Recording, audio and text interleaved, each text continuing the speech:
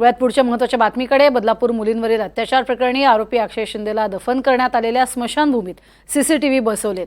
स्मशानभूमीत पोलिसांचा मोठा बंदोबस्तही ठेवण्यात आलाय। कोणताही अनुचित प्रकार घडू नये यासाठी ही खबरदारी घेतली जाते। तर या स्मशानभूमीतनंच आढावा घेतलाय आमचे प्रतिनिधी निनाद करमरकर यांनी।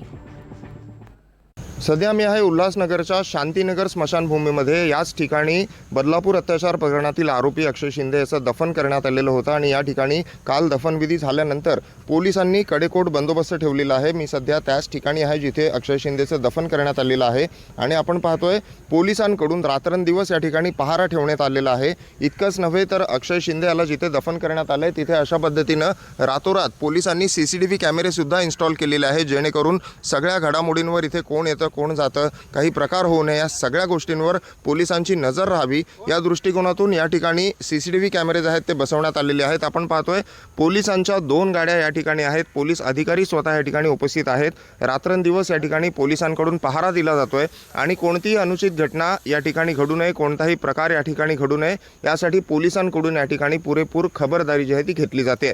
निनाद करमरकर, NDTV मराठी, उल्हासनगर।